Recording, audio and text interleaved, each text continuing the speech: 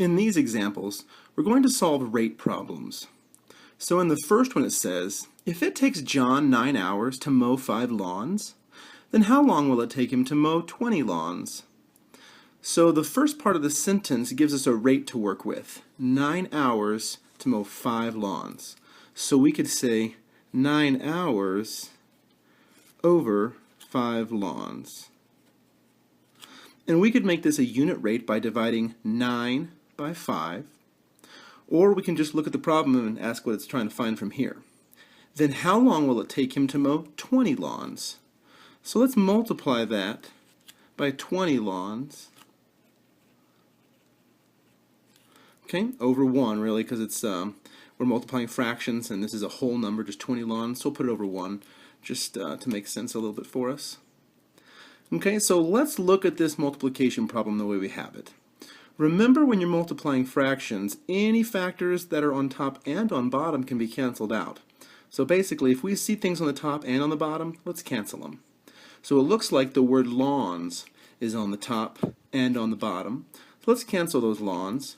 And it looks like the units we'll be left with is hours, which the question says, how long will it take him? Well, hours. That's a length of time, so that will be the right unit for us. Is there anything else that can cancel maybe from top and bottom? Well, 20 and 5 looks like I could probably divide a 5 out of both of those. So that goes to 4 and that goes to 1. Okay, so my denominator now looks like everything's canceled out and I just have 1s. So 9 hours times 4, well, 9 times 4 is 36, and the hours are the units, so those will come along for the ride. So it'll take 36 hours to mow 20 lawns, given that he can mow 5 lawns in 9 hours. In this example, it says that for $7, Mary can buy 3 pounds of grapes. So how much would it cost for 12 pounds of grapes? Well, if we know that for $7 we get 3 pounds, we can make a little rate out of that. So for $7, she can get 3 pounds, right? Okay. So what is it that we're looking for? Well, we're looking for cost. So we're hoping at the end of the day we have dollars. And it looks like we have our dollars on top, which is nice. So and for 12 pounds, let's say 12 pounds. And again, since we're multiplying by a whole number here, we'll put it over 1. And remember, anything on top can cancel with anything on bottom, as far as if you see it or if it's perhaps a factor. So automatically I see these pounds. LBS, by the way, is an abbreviation for pounds. So we can cancel the pounds. We're left with dollars, which is nice. That's where we're headed.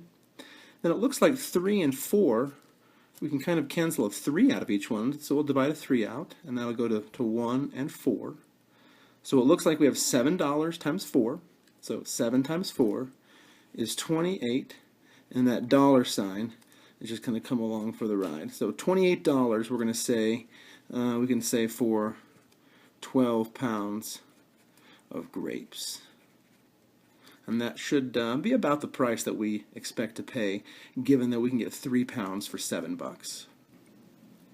In this example, it says that Brandon can drive 300 miles in 5 hours. So that's a nice rate for us, 300 miles in 5 hours. And it says, if that's the case, then how long will it take to drive 2,100 miles? So we have a nice rate. We have 300 miles for every 5 hours. Right? And we want to know how long it'll take to go 2,100 miles. So we could multiply this by the 2,100 miles. But, our miles won't cancel because miles are on the top and on the top. So I know that if Brandon can go 300 miles in 5 hours, then it also means that in 5 hours he can go 300 miles. So since I know these two things are equal to each other, it means that I can take the reciprocal and it still is the same thing. And the reason I did this is because I need my miles on bottom so it can cancel with these miles that are on top. But as long as these miles are on top, that can't happen. So I drop them down to the bottom. So I take the reciprocal of this rate. So instead of 300 miles per 5 hours, I say in 5 hours he can drive 300 miles. And then I can multiply that by my 2,100 miles. and I notice nice things. My miles cancel. I'm left with just hours, which is what we're looking for because it says how long will it take.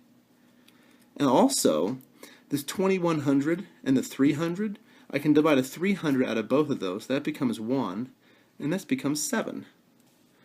Okay, so if I just have 5 hours and then my 7, I can take 5 times 7 is 35, and my hours here comes along for the ride.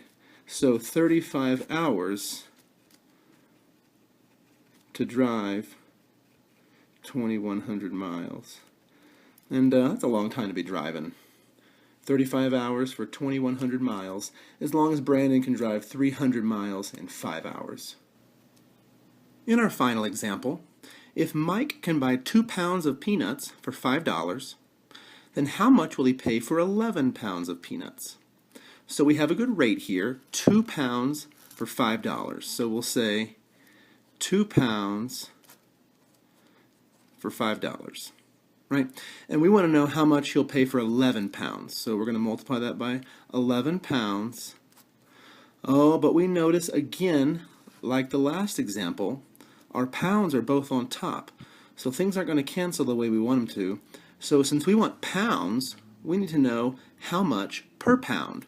So I need to flip this rate again and take the reciprocal. So instead of 2 pounds for $5, I can buy 2 pounds. And now since I know how much peanuts cost per pound, so dollars per pound, I can multiply that by the 11 pounds that I want. So again, you'll see my pounds cancel. Actually, in this case, my 11 and my 2 don't cancel, and the 5 and the 2 can't cancel.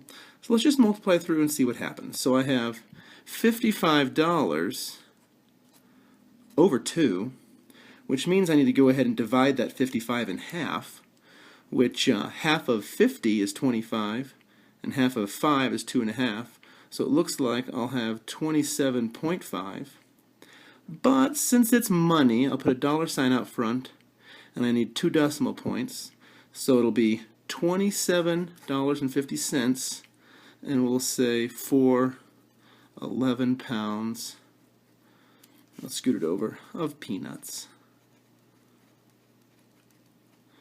So that's how we work some word problems using our unit rates.